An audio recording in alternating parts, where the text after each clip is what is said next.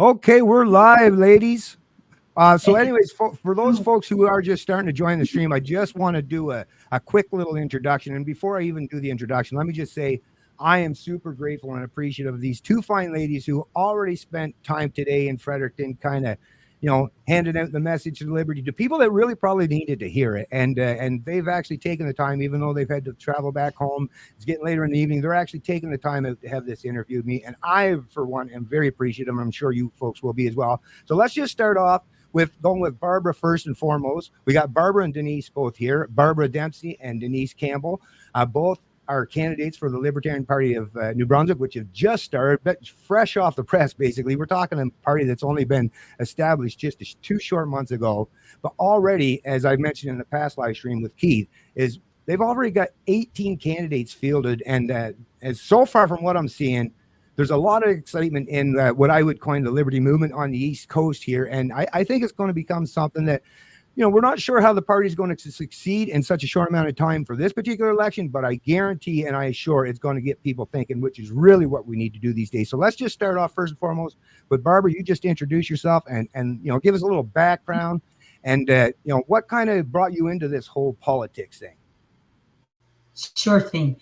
And I don't ever want to be called a politician, but I am Barbara Dempsey, and I'm a passionate 64-year-old Nana bear, a mama bear. And that's the reason I got in. Basically, during the COVID sleepy years, what happened is that I was awake from the start because of a lot of the research Denise and I do together prior to COVID. And we knew it was coming, just like a freight train. But what got me in was that we just felt we needed to wake up a lot of people. And so we got to doing, podcasts together and just to educate, and then it was the school system that really, when they shut down our kids from learning and put fear on them with the masks. My little guy's only 8, my grandson. And, I would say, take that mask off. We were going into Walmart. And he would say, well, my other Nana, makes me put it on. And I say, take it off. And then he would be really happy because he didn't want to put that on. And a lot of the kids, didn't. And so when I seen the fear that was coming across them, and then when the schools opened up again, like, open season, and then what they introduced to the school systems, pride in education. Then I really felt, my blood surging and rushing, and I was, literally red with anger, and I, a whole bunch of us mothers and nanas across this province got together, and, we turned the tables on, 713. We made them have a review of it, and there was no way they could avoid us. But, that was really an exciting time too, because, a lot of even though I got a lot of threats and, people wish I got hit by a truck, and I've got all of those emails saved. It showed really where the hate really was coming from and stemming from, and it still does. But it doesn't stop me. It actually fuels me because I know that I'm doing something right. So that's kind of it in a nutshell. I won't do all the talking. Excellent. I want to get the same reply from you, Denise. But before you do, I just want to say actually that really resonates with me, Barbara, because the theme I'm hearing already so far is just leave the damn kids alone, right? And that is something, as a father of 2 and soon to be a grandfather, that really resonates with me. It's call me the Papa Bear type, because it's I'm the same way, and same with my wife. It's one thing what adults do to each other, which I'm definitely against a lot of that stuff as well.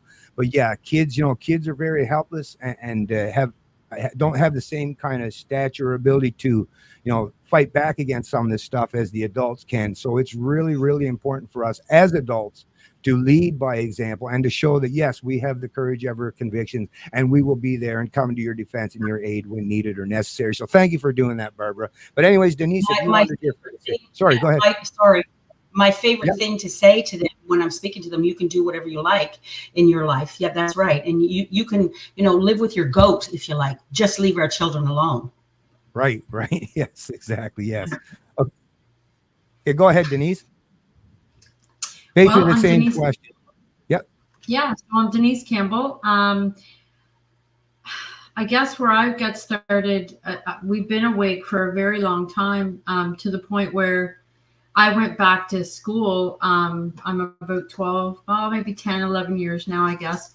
And I became a criminologist. And I really took that serious because I knew something was coming down the pipe. And so when March of 2020 hit, I said, it's go time. And unlike Barb, I had to go more on the criminal intent of things, because I needed to understand what war we were just about to enter into. And I needed to be able to move that through. But it was because the mama bear in me rose up and said, how can I protect my child? And we knew that a lot of rhetoric and unjust was going to come down the pipe, but we just didn't know to what degree and what angle it was going to come, and in, you know, which one was coming first type of deal. So we've been, you know, standing for freedom. We've been standing for bodily autonomy. We've been standing to come against the corruption of all corporate, all government, all of it all.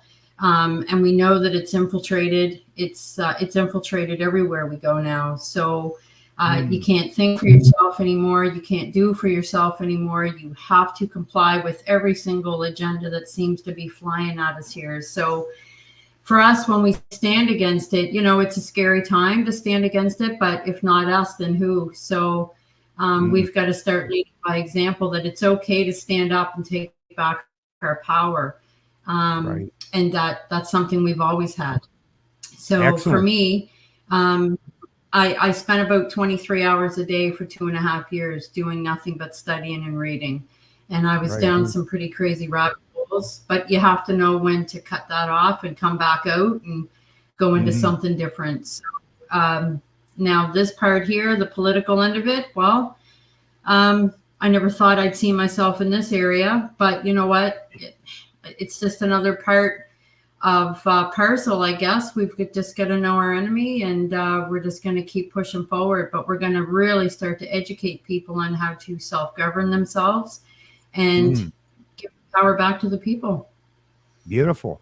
So actually, if you wouldn't mind, actually, just for those of us, actually, including myself, that aren't really, I obviously am familiar with the term, but if you could just maybe expand on what exactly is a criminologist. It kind of sounds to me, so is it to understand like the psychology kind of a deal of like criminal psychology, the sociology of it, yeah, right? You know, that part of it. But then I could have taken many different leads. I could have gone into CO. I could have went into sheriff. I could have went into forensics. I could have went into a lot of things. But I left my options open. But where my heart was always at was in the shelters and with homelessness. And that's where I found myself really putting my heart and soul, was in working in the shelters. And so I actually have firsthand experience and knowledge with all of it, and the street drugs and how the system works from the outside going in. And there's a lot of brokenness there. So that's kind of where I planted myself, and then coming back out of it, I think I had PTSD at the end of it. So I had to take a break from it. But, you know, I continued always to research. And so here we are. So this is a different spin, but it's one I gladly take on, and I'm going to represent as proudly as I can. Excellent. Well, actually, you know, now that you're talking, you brought up the criminologist thing.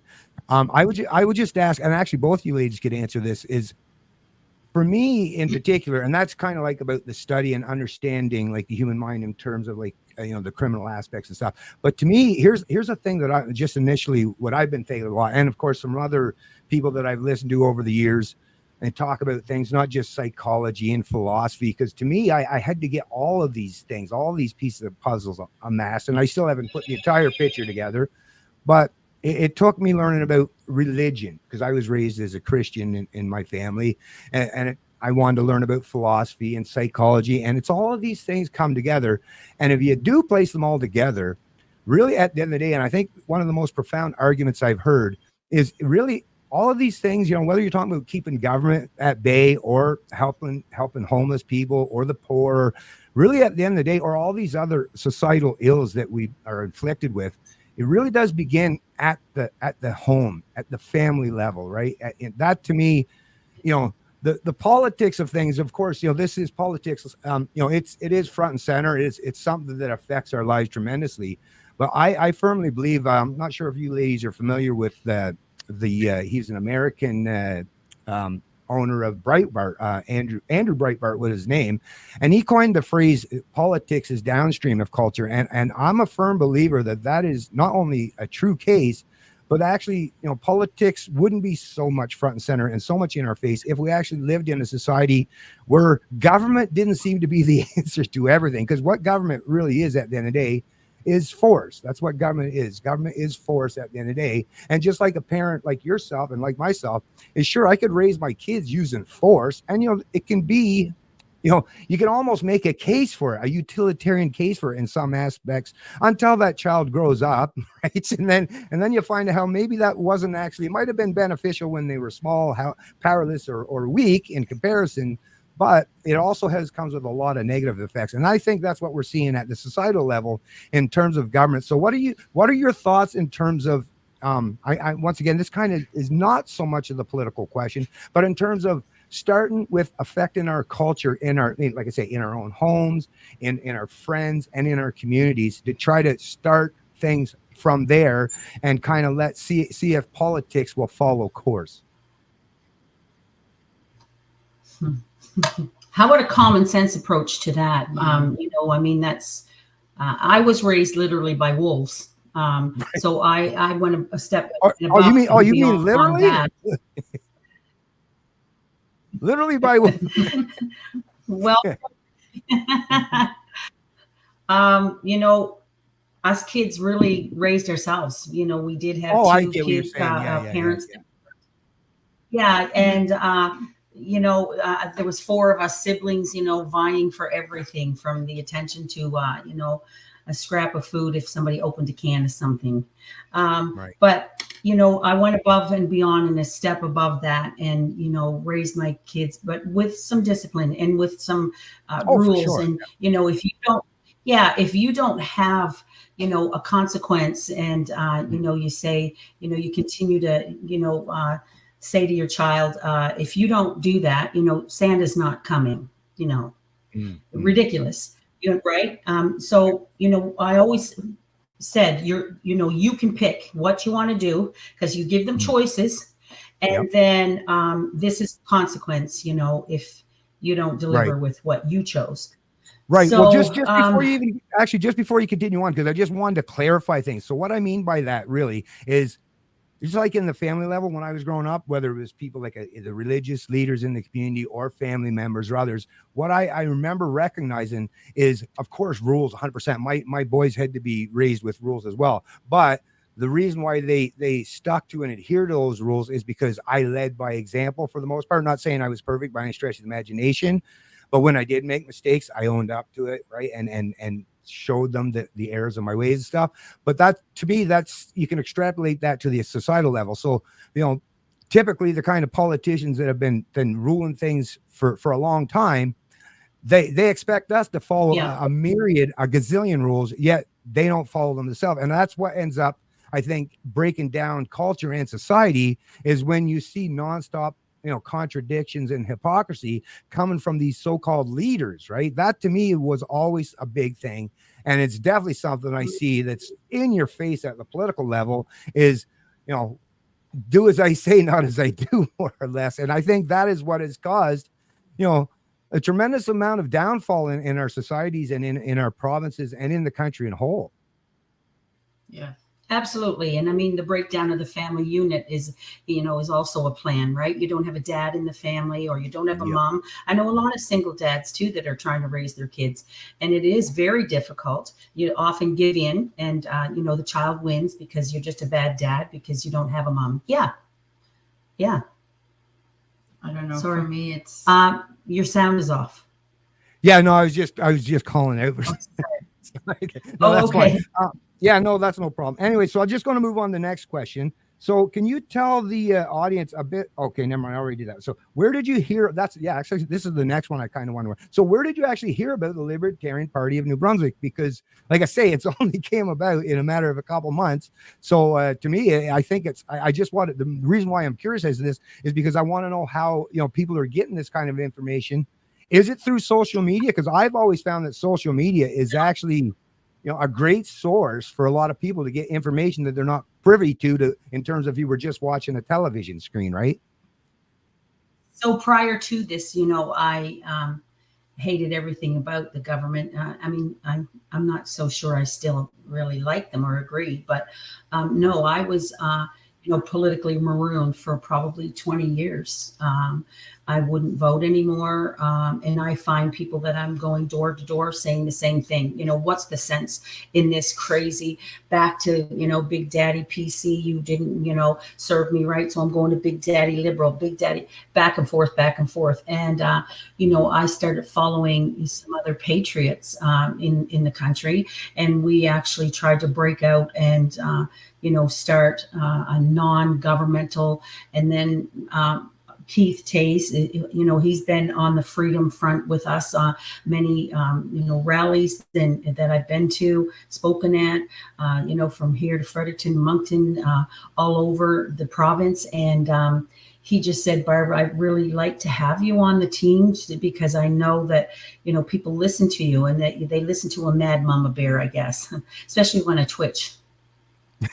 No, but you know what? I just met them through the freedom movement. All of us have kind of stuck together. I think it's been about a 5-year process, really, is how we've gotten here. And it's been boots on the ground, because if we relied on social media, we're so heavily shadow banned that we would never get the word out to anybody. So by us going to the rallies and by us going to protests and by us going to Ottawa and with the truckers rally and by us going here, going there, it's just you meet this one, you meet that one, you meet this one. So we've met a lot of great people along the way. So that's kind of how the whole introduction to the Libertarian kind of came about for us. And then, of course, they reached out to Barb, and then Barb was being close, and rest is history. So you were actually involved, like, or at least had quite a bit of knowledge and were well aware of the Truckers for Freedom convoy and all that, I assume, right? Yeah, well, we went. Both of us went to Ottawa. That froze our butts off, but yeah, we went. That's awesome. Well, I dressed right. She didn't. Yeah. Well, if you were already there for that, then you're already, awesome in my books, because that was something that actually gave me a tremendous amount of pride in. And I was amazed, and even a lot of my American friends and counterparts, because I have a lot of friends that are libertarians, obviously, because America is libertarian. We actually, with our own videos, this is where the truck movement came. I think we're behind on that. Maybe we might be behind. That's kind of where the truth was really starting to make some strides, because with our videos of being up on the hill and showing the house for what it was and the cranes and then we actually saw news outlets that were setting up. They were staging events to shoot their scene. Right. And then that's what was going to go on the evening news. Meanwhile, I'm standing beside them and Barb's beside them, and we're shooting something completely different. So we actually woke a lot of people up with that. They were like, oh my God, hold on. I just watched this on the news, but I'm just watching your video and something's not adding up here. Right? Oh, yeah. So then people were like, so, well, that's the thing. That's the thing. And more, and it's more of this. Sorry, go ahead, Barb. The house was shut down, because it was under construction. But we know now, we know why real reason why it was shut down. But I'm talking now it's shut down again, again. What's going on? When I questioned them, I said, how come all the cranes? And they said, oh, they're just working on the foundation. I said, but why are the cranes on the roof? Last I checked, the foundation was on the ground.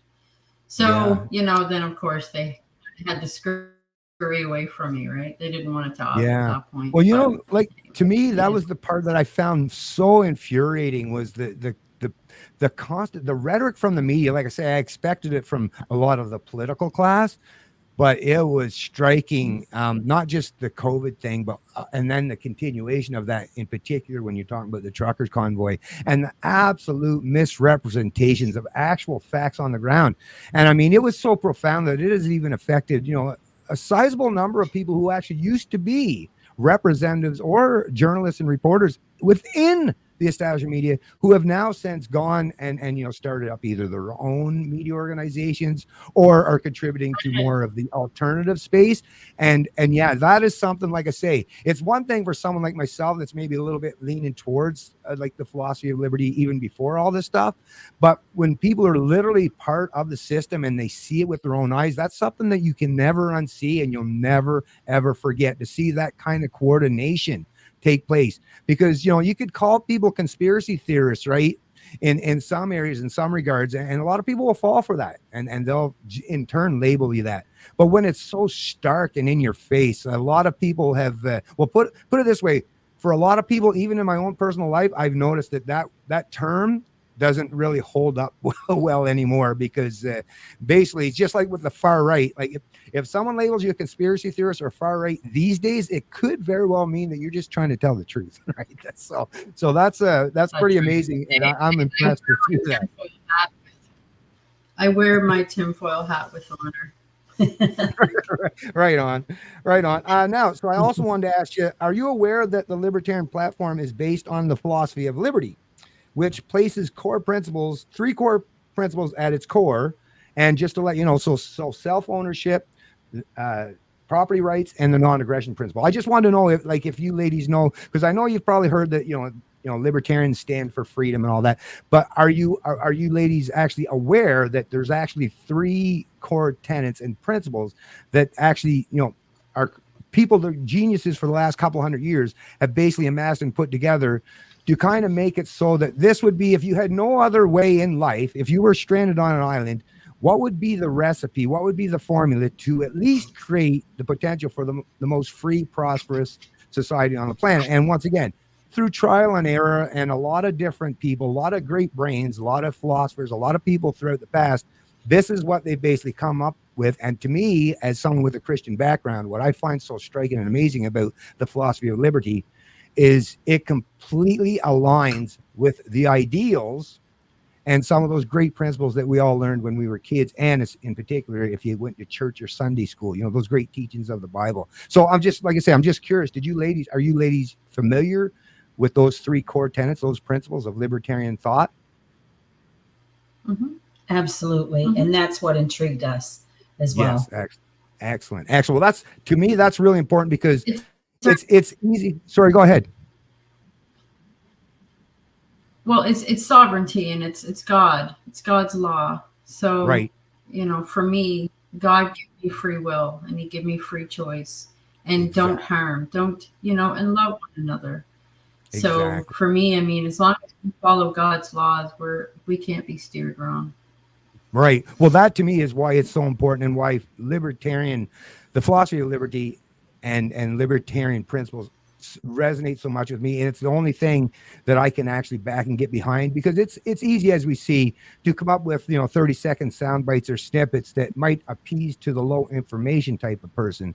But the philosophy of liberty, once again, that's something where you're not just, playing us versus them, red versus blue. This is about actually affecting real positive change, and not just at the micro level, but at the macro level, in terms of how people even think about what does it mean to be a free human being. And that, to me, is something that's so vitally important. And you ladies and myself and so many others, we don't realize it quite now because we're in the thick of things, but we are part of something that is going to be looked at upon in the future and written about.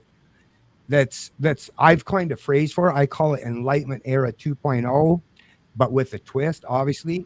And it's something that I hope that we can actually do. And I see the kind of people, the vigorous debate, the discussions, the passion behind it. You ladies have it as well. And that is the kind of stuff that, like I say, will win hearts and minds over time, because once again, it's not just a matter of, team red versus team blue. This is about actually giving people the tools, that autonomy, that sovereignty that you speak of, right? And that personal responsibility and the self-esteem that comes with that, of actually, being, the actual authors of their own life story and the story of their community. And I couldn't be any more prouder than to have you ladies, as fellow followers or journey people following on that journey with us, because that's something that we're going to do. And like I say, I have to firmly believe that good always does win out in the end. And, obviously, even if you're questioning in some way or any regard is, are we doing the right or the wrong? Well, just think about the principles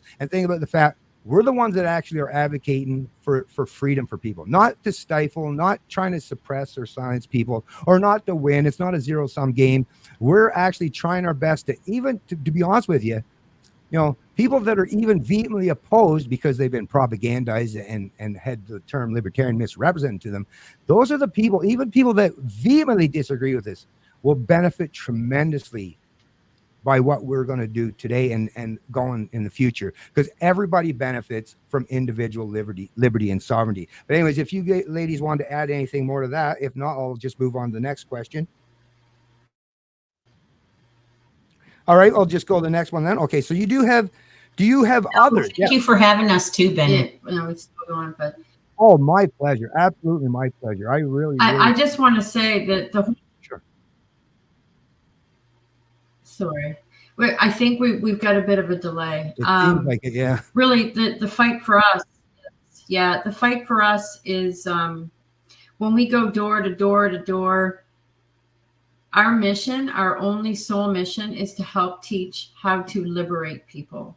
Right. Liberate.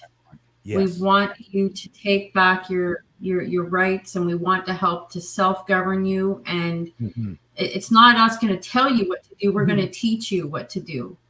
Right. And that's us leading by example. So we're going to teach people, and we're going to help them, and we're going to stand beside them, and I'll give you my cell phone. You can call me anytime. I bet you Blaine Higgs doesn't have anybody on speed dial, let me tell you. So, or Trudeau, so, or the rest of them. But, I want people to know that they can trust us. Yeah.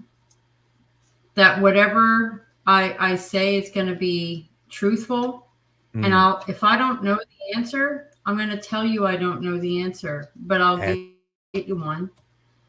So, at the end of the day, Barb and I, that's our mission. We just want to help create a new world going forward. For the next generations. That's, the generations to come. 100%. Yes. Excellent. Now, another question I just wanted to ask you, because I know both of you ladies, like I say, you're in, actually, did you just want to mention again? Oh, so it's actually right here. So you're in the riding of, let's see here. Let me just check. If you want to just bring it up in case it's not written down here, actually. Actually, yeah, it's not written in your it's number 27. That's okay. Sorry, go ahead. I'm on, it's called riding number 27. It's the Hampton Fundy St. Martin's. For me, okay, it's a large area, right? And I'm P30. Yeah. Sorry. No, go ahead. I'm P30, and I'm St. John East.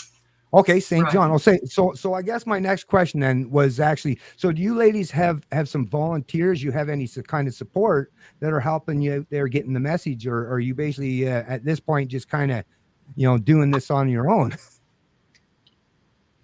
Just the two of us.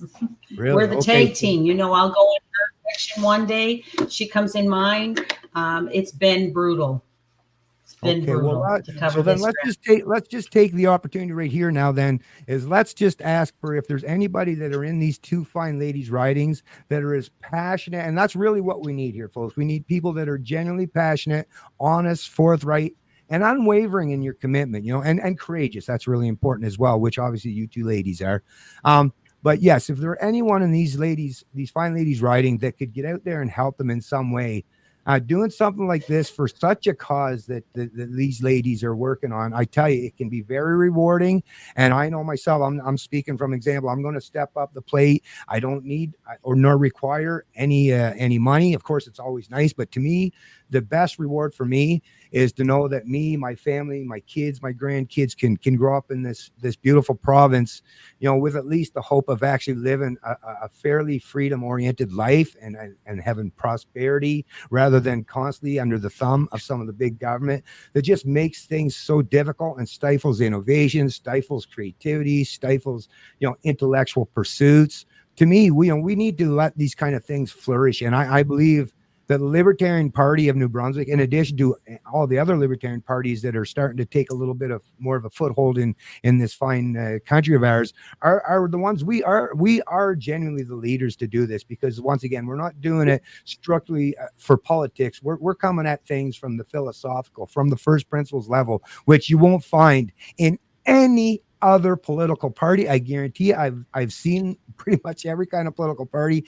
And I'll even say this. I tried to help the PPC for a while. I kind of figured, for a couple of years there actually, and my channel actually took off crazily because I, like a lot of Canadians, had high hopes for that party, but it turned out that maybe things weren't exactly as advertised, because as a libertarian, I kind of felt like I got a bit of the cold shoulder there. So I, for one, like I say, am genuinely appreciative to know that there are actual libertarians and not just putting on a facade, but actually running under the banner, the name and the platform. So once again, thank you, fine ladies.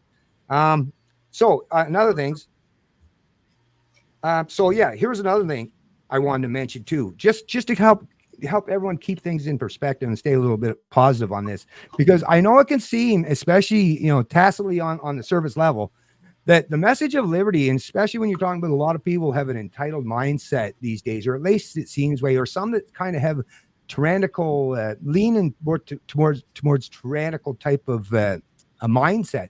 But let me just remind you, ladies, and everyone else that's watching this, that Jordan Peterson, and I'm sure most of you people that are watching this and you ladies have heard of Jordan Peterson, but he's actually proved to us, right? He proved with actual clarity that personal responsibility is actually something that many people crave these days. The whole cleaning up the room. That's what Jordan Peterson, that was his whole message. Now, it wasn't a political message, but it was a message that resonated seemingly with a tremendous amount of Canadians. The guy had everywhere he went, he got rock star status and filled up venues in the upwards of 10,000 people. And you've seen that there's obviously a lot of Canadians, a lot of people all over the world that are chomping up at the bit to have that kind of personal responsibility. So as much as it can seem on the surface that the message of liberty and personal responsibility and all that stuff and individual liberty, it can seem to be, antithetical to the types that just want to offer you freebies. And yes, there are definitely a portion of the population that would like to get their freebies. But we're also seeing, like I say, the rise in popularity of a figure like Jordan Peterson, and the message he sends tells us there are also a tremendous amount of Canadians, and I would imagine New Brunswickers, who are tired of being relegated to second-class status and just want to be acknowledged and respected as sovereign, independent adults. So I'll just say this, and like I say, I just want to know what you ladies think of that. Is like, what are your thoughts on? Are people? Have you even noticed that so far? Are people? Is the message of actual responsibility and individual liberty, and taking matters in your own hands rather than looking for government as the means to an end? Are you seeing that resonating with the people that you've already talked to so far? Absolutely. Absolutely. And when you say, how would you like it if we could, shout at the top of our lungs, less government interference in our lives. Yes. And they said, some of them have said, shame on me for letting the ball drop and thinking that everything was going to be looked after. And, pick me. Yeah, absolutely. I thought, and I did. We had a great life, so far. Up until this whole COVID debacle. And people are, look like they've lost their hope, when we come to the door and we're not voting anymore. But yes, absolutely. 100%. You? Yeah, what we're seeing in a lot of people, there's like when you get to the door, there's no hope. It's like the lights are on and no one's home, kind of a feel. And they want to shut us down because they think we're just another political entity.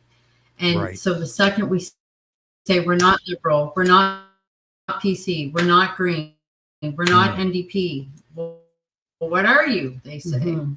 And then it's like, oh, the door's opened. And I mean, we've had people invite us in. We've had their dogs jumping all over us. We've been hugging dogs. We've been playing with chickens. We've been, you name it, we've been doing it. And by the time we're done, they've got a smile on their face. They've got light back in their eyes. They actually feel like, oh my God, maybe we can do this. Maybe we can, you know, hope. Maybe, it's hope, you know. And if I can leave this with anybody, a lot of people were saying, I just want to go back to the old way it was. No, you don't. No, you don't, folks. You don't want to go back to the old way it was.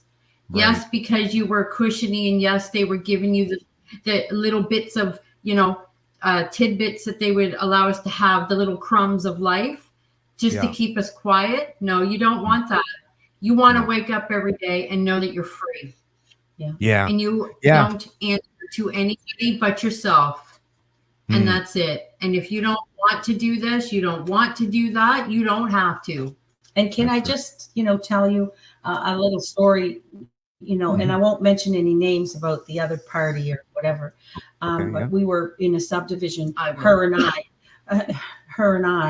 and we just come out of one house speaking to a real sweet gentleman, and we looked across, and on somebody's patio was this, you know, this suit and tie, and down the road just from him was his driver in his Tesla.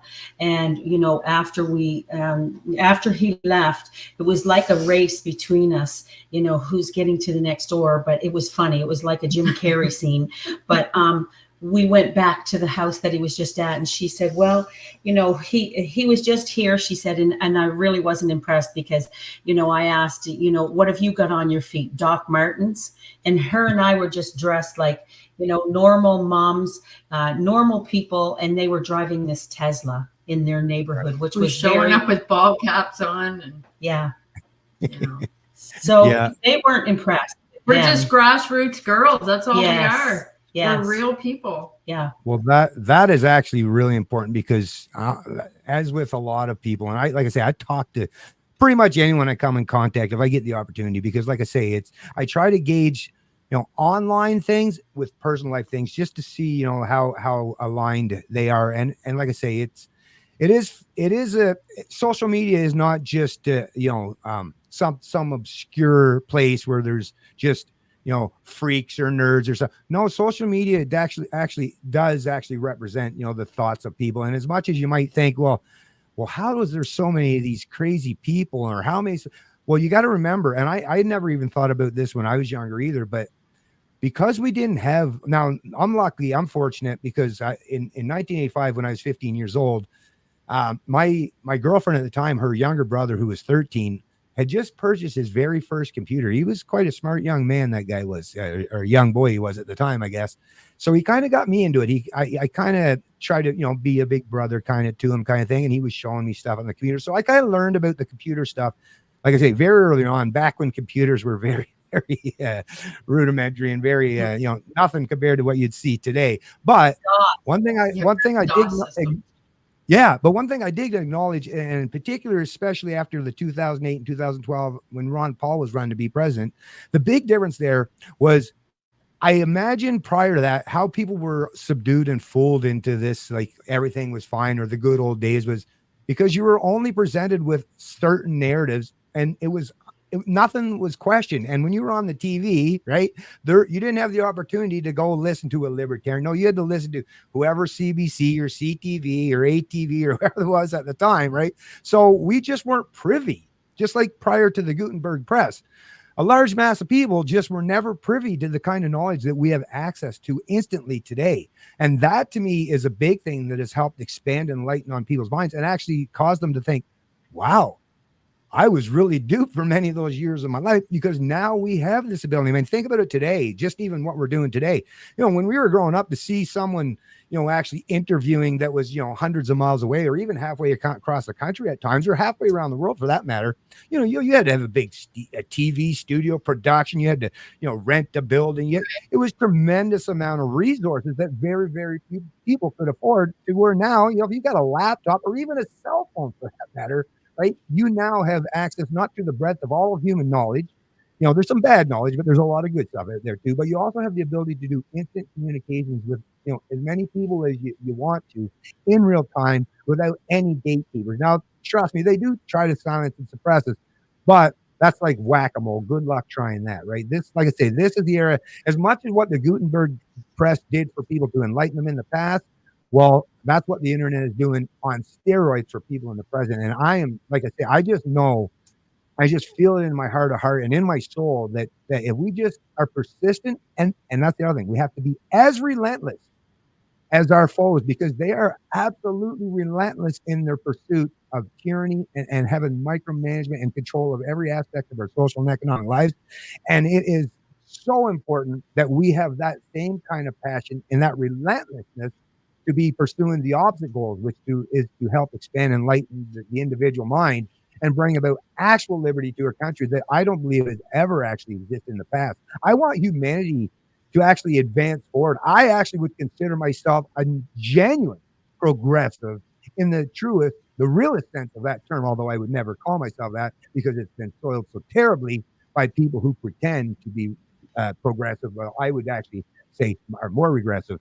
But anyway, so I know I kind of went on a little bit of a ramble there, but like I say, so in terms of having all this internet at our disposal, and because, like I say, this election, like, we're going to be hoping for the best 100%. But I just want to know, with you ladies having access to this, and do you have the passion? Do you have the fight in you to stick it out and do this, not just for this election season, but actually, even if things don't go our way and we're, we don't even actually do a whole lot in terms of winning politically, but are you ladies both willing to stay in this fight for the long run and be as relentless in your pursuit as people like myself, and it seems like Keith and others are? Because I and I'm sure a lot of the people that are in writings want to know that you're not just going to be a flash in the pan, right? Looking for a little 15 minutes of fame, right? You're actually genuinely, in this, and you're going to take advantage of all the tools at your disposal to actually help the rest of us to bring in this new era of liberty that we really genuinely need in this province and in this country.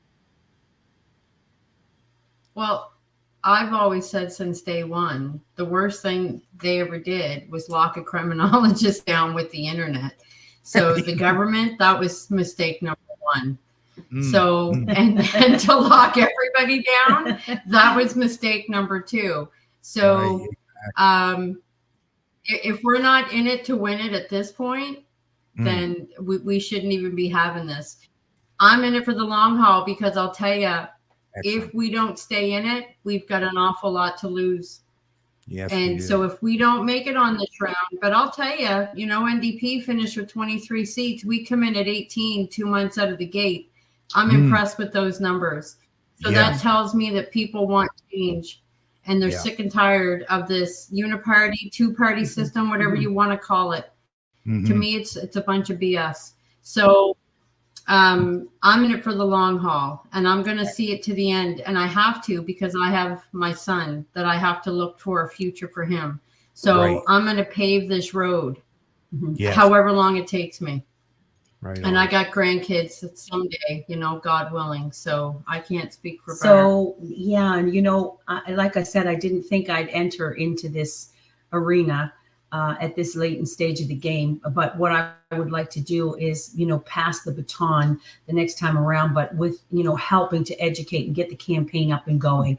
Not so much be at the forefront like I am, because,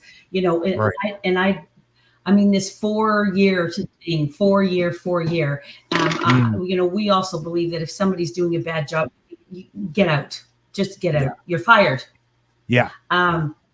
So, if I wasn't I want to retire, Right. Yeah. Like I I want to retire. And there's a lot of good people that are just going to catch on to this. It'll ignite if we keep this fire burning, just feed it, some more logs, throw some more logs on the fire, keep it going. And these young people like Keith, you carry the torch, because I don't want to be, doing this long-term into my 70s, like Biden. Do you want to see me like bedpan Biden? Yeah. No, actually, I should have clarified there. It's not, like I say, it's not necessarily at the political level that I meant, although, whatever participation you choose in that, obviously that's your choice. But I mean, just in terms of like whatever you can do to help expand and on these ideas to other people, right? Because that to me is important. And actually, I wanted to ask you too, Barbara, do you, so Denise, obviously kids and grandkids, and that to me, as soon as someone says that, it's like, that's the thing. If you're a decent parent or grandparent, then you're not just thinking about yourself, right? It's you got to think about the future, and that is huge. And I see the difference between people, not just like people that I work with or other people that I know, is the ones that seem to have the biggest fight within them are the ones that realize that they have the future. It's not just them, right? It's not just for them, because a lot of us can make the thing where, hey, I could probably squeeze by till I pass away, and as long as I can get through my life. But that's the thing, when you have kids and grandkids, when you do have a future to think about, that puts you in a completely different perspective. But do you have, I would assume you must have kids or grandkids as well, right, Barb? Denise only has one son, 20, and no grandkids. Right. Okay. I only have one, and that's all I'm going to have. Right. Just the one, the one grandson who is 8 years old. Yeah. Oh, that's awesome. Well, that's the thing. That's the thing. As soon as you recognize that there's someone in the future that you care about, right? It doesn't even necessarily, I guess. Everything's about him. Right. Yeah. Yes. Well, that's. Yeah. Sorry, I don't understand actually why there seemed to be a delay, because we're both in the same province, as far as I know, right? It's us. I'm telling you, it's us. Yeah. Who knows what's happening behind the scenes? But they know about us. Oh yeah. Believe me, I've had some strange things happen in the past. Not as much now. I run a Starlink setup, and a lot of the bugs and issues seem to have subsided for the most part now with my satellite setup. Thanks, Elon and Starlink. What's that? Sorry? I better watch my words. Yeah. No, I better watch my words. Oh yeah. Oh, don't worry about that. Anyway, so let's, So, I guess actually we're kind of now getting down to the end of this stuff. But yeah, so one thing that we were kind of touching on before we went live, and I actually wanted to reiterate that now, although you did kind of a little bit, Barb, touch on it. But so COVID-19 showed us how easy it is for the federal and provincial governments to trample on our inherent fundamental rights. Daniel Smith is altering Alberta's Bill of Rights to better enshrine bodily autonomy, in addition to other things. Would you support doing the same here in NB? If there was any potential, let's say that we, got to, the Libertarian Party, even if there was just enough seats where you kind of get the status of like the People's Alliance, where you could be the kingmaker, right? Kind of help, kind of steer, whether it's Higgs that gets the minority or whoever, or depending on how this plays out. But either way, under any scenario where you have any chance of doing so, would you ladies as candidates, support, New Brunswick, at least in this province, right? There's not a whole lot right now that we can do at the federal level, but at least at the provincial level. And because healthcare is a provincial jurisdiction, it is actually one of those things that is something that could, happen and would have some teeth, not just politically, but legally as well. So would you ladies support, the potential of maybe having some form of updated or a type of Bill of Rights for New Brunswickers that better enshrines and solidifies our fundamental inherent inalienable rights? Yes. That's a big yes. Huge. Excellent. Huge. Excellent. And that's one thing we already shut. Sorry, go ahead. Yeah. We already shut down one of the biggest perpetrators, Dominic Carty, when he wanted to vaccinate every child in school That was us, Mama Bears again, on the hill. We were there day and night. I thought I lived in Fredericton for a while. And we came up against them, and that was shot down, that bill. And, they're trying to put it under another bill. Of course, that's Bill how 11. They work. Bill 11, Bill C11, I think it was. Yes, C11. C11. And it's always C in the front of it. I don't know what that stands for. Commie. But yeah, Commie 11. And we will do it again, because bodily autonomy, if you want to take all the shots you want to take, go for it. But if I don't want to, I shouldn't be penalized, and lose my job. We want less government interference in our medical, all of it. They've made a mess of everything they ever put their hands in. Yes, for sure. Well, actually, it's funny you mentioned the Fredericton thing, because actually, and if you ever want to get a chance, if you go on my actual YouTube channel or Rumble for that matter, but I actually went, it was my whole family. We made a whole family thing. We went a couple days. We went once to the Lincoln Big Stop, and then another day down to the legislature downtown Fredericton. And I was so impressed with the protest, remember the trucker protest? I was so impressed, because I didn't think in government city, Fredericton, New Brunswick. Wow. I was like, wow, I didn't realize there was this many people that actually cared about that kind of thing. And I was really impressed to see how many people were there. Matter of fact, I might have seen you there. I didn't know to recognize the face at the time, but I was there, and like I say, with the family, but yeah, that was something, like I say, for me too. It's like, I was really, really impressed to see that there were that many people that were, really boisterous and really, anxious to have that kind of leave our kids alone. Leave them alone. Yes, that's it. Yes, 100%. Well, I'm glad that you ladies are on board with that. Yes, the kids, leave everybody alone. Just leave everybody alone. Stay out of it. Yeah, it's all about our kids, though, isn't it? We're living in a death culture. I say that it's not healthcare; it's death care. And I could go on and on about what they're doing there as well. But I'm sure I'm sure we're running out of time. Well, that's the thing. One more thing to bring hope. Yeah, for sure. Yep. Sorry. No problem. So just one more thing to bring hope to New Brunswick, which I'm really, really excited, to have. But this is going to be the first province in March of 2025. St. John, New Brunswick. To offer a new medical healing center. Okay. Which is all natural, right? And the price and the cost of it is going to be extremely attainable for every single person. Yeah. So, we want to be able to give options to people, and if you want to still go to the hospital, then you go to the hospital. If you want to have more of an option to go more on the naturopathic end and the healing frequencies, then you have that right as well. So that's something must be wrong. Yeah. Sorry, something must be wrong. Don't get scared at talking.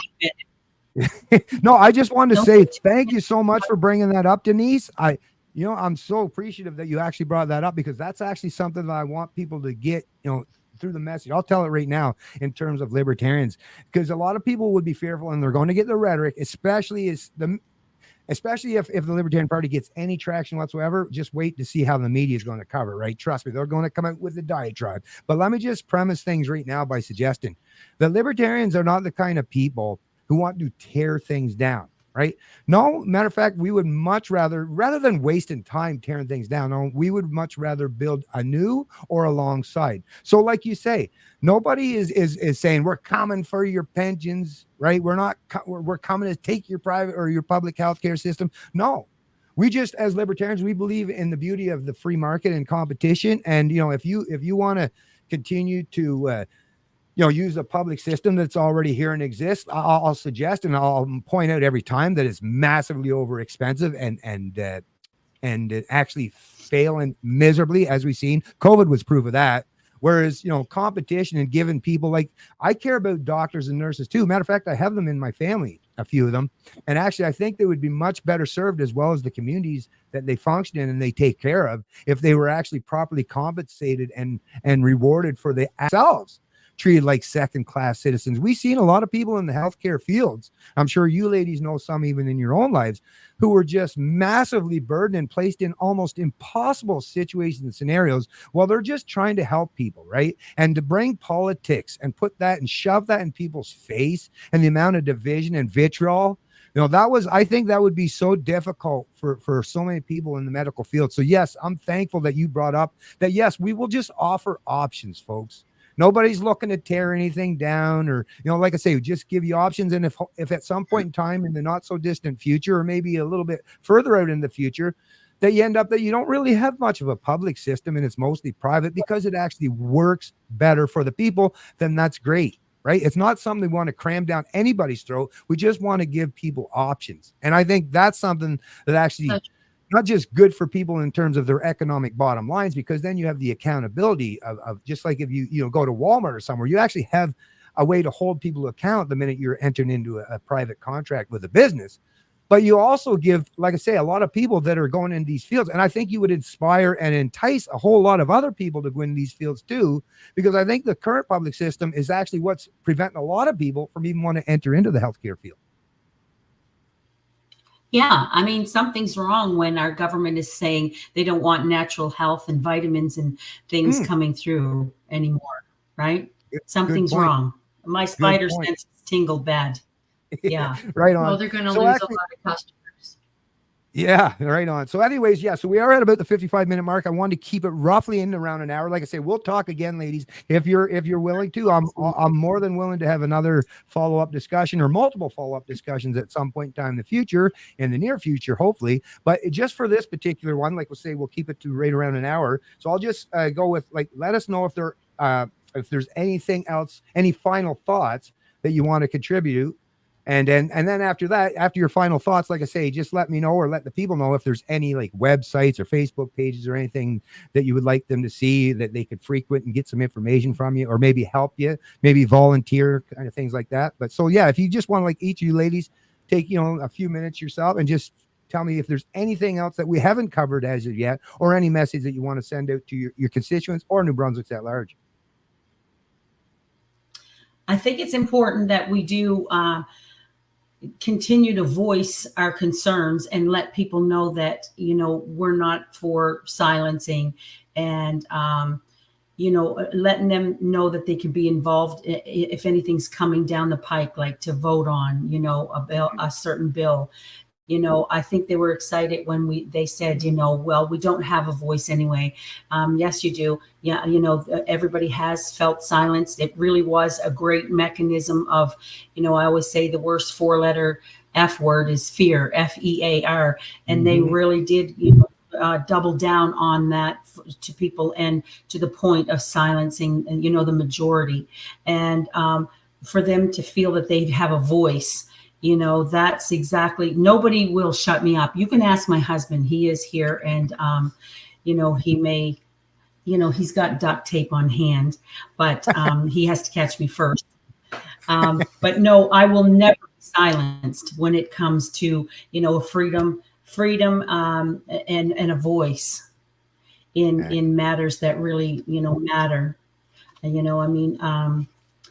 Right now, like I said, we're just censored, highly censored, and they'll never censor me when it comes to, freedom for our children and our next generation. Thank you, Bennett. Excellent. My pleasure, Barb. Go ahead, Denise. I just want to remind people that they've always, it's generations. People have always said the same quote: the government works for me, not the other way around. Right. How's that working for you? So when you actually look at it and you look at us, we tell you, we want to work for you.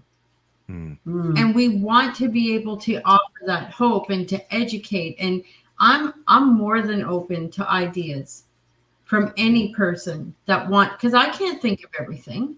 So if there's really good ideas that people think that we could use or we could do or we can improve or we can make better, let's look at it and let's let's bring it before the party and let's see if all New Brunswickers would agree on that.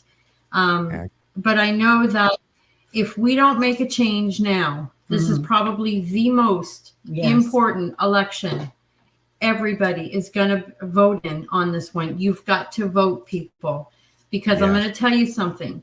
If you go to the poll or if you don't go to the poll and you say, I'm done, I'm not voting, you're going to give your vote away to the very people that are going to destroy you.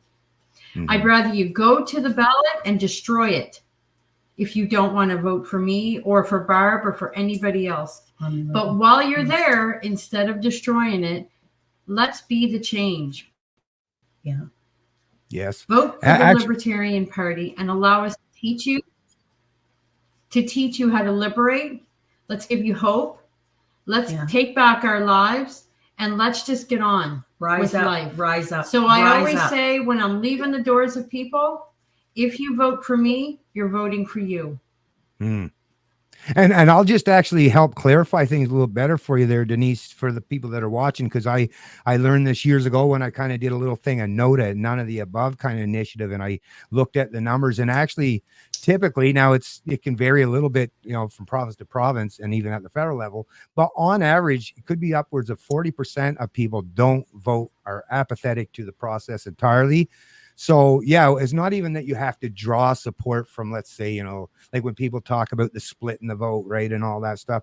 Well, you could be just bringing in there's probably enough New Brunswickers that usually sit on the sideline and don't participate at all that could actually be the actual game changer and give the Libertarian Party, you know, some big old W's. Because once again, a lot of these people that are typically, you know, apathetic and not really part of the political process, well, obviously the politics in recent years have definitely affected them. And I can't help but think that there's quite a few of these people that are, you know, fence sitters or just kind of quarterbacks, Sunday afternoon quarterbacks or whatever, armchair quarterbacks that are now saying, you know what, I might have to put a little bit of skin in the game these days. So once again, I think the Libertarian Party can actually, you know, do a lot to help things. And like you say, don't worry about too much of that stuff in terms of the splitting the vote.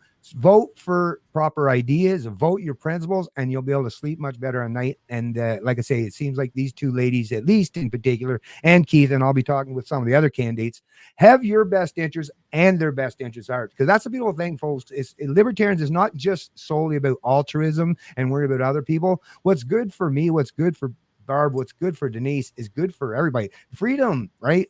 Responsibility, all that, those are good things for each and every one of us. You don't have to be a partisan in that way. You just need to be someone that cares about humans and how they flourish, right? And humans don't function very well in captivity, which is why we're seeing the great downfall of our societies in recent years. But we're trying our best to try to change and unwind that, and hopefully there will be many more people that pick up that mantle, pick up that torch, and carry it along the way with us. So anyways, thanks you ladies. Like, I really appreciate it. And like I say, if there's anything else, any links that you ladies want to, I'll give you a chance, Denise, if you want to say something. But if there's any links, like I say, just send it to me in an email or even in a Facebook message. Just send me those links and I'll make sure that they're placed in the description of the stream below. But yeah, if you want to say something else there, Denise, go ahead.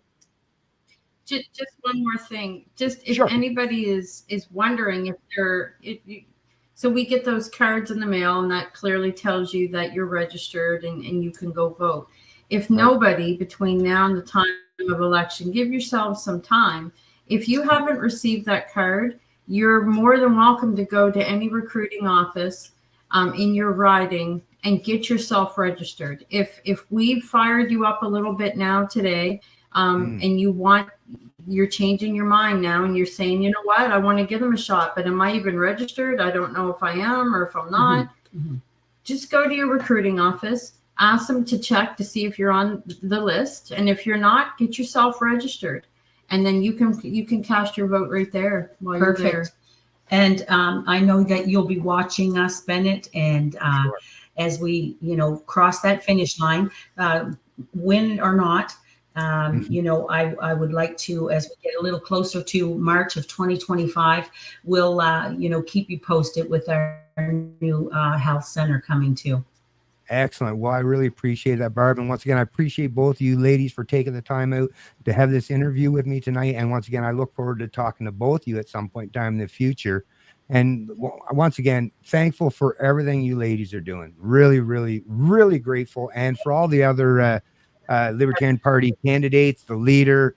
And actually, there might even be a little announcement. I might end up being up at the big meeting in Bucktouche, and there might be a little announcement in terms of my position or role within the party. And like I say, I am more than happy to do everything I possibly can to help assist and make liberty something that's front and center in the minds of my fellow New Brunswickers. So enjoy the rest of your evening, ladies. I know you're going to be working hard for the foreseeable future.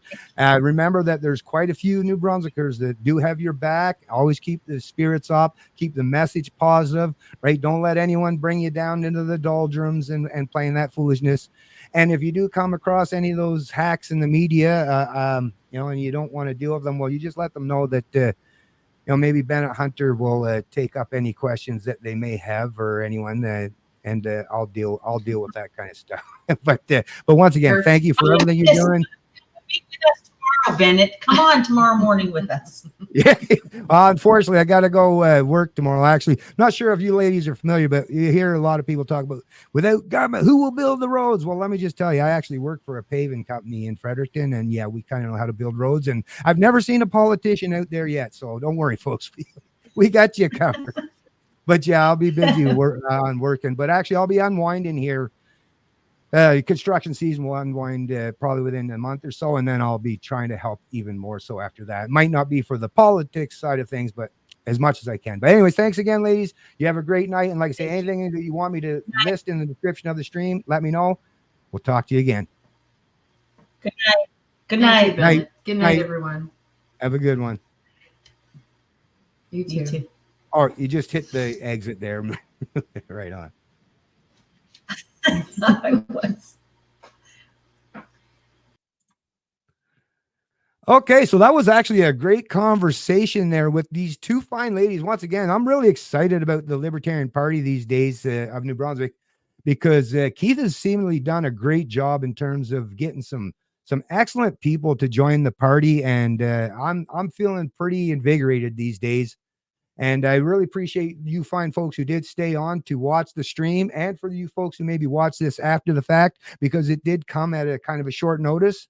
But this is the way things happen these days, folks. We don't have a whole lot of time, right? So this was a kind of short notice.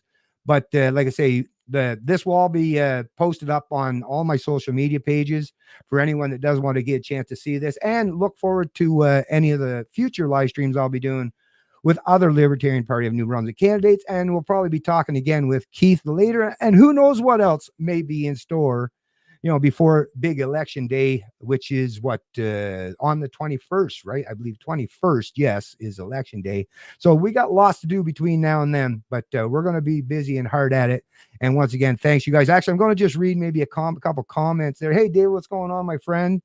Oh, I see Libertarian Keith. Hey guys, you're having a busy night, right on. Actually, yeah. So if I had known you were actually in the chat there, Keith, I would have brought your comments up there earlier. Sorry about that, my friend. I was kind of really into the conversation with the ladies. Best of luck, ladies, and thank you for giving voters a better option. Right on. And thank you, Heidi Johnson. Really appreciate you watching the stream. Anyway, so like I said, thanks for all you folks that did stay to watch the entirety of this live stream. I'll see you in the next one. This is G'day Libertarian, and I love liberty.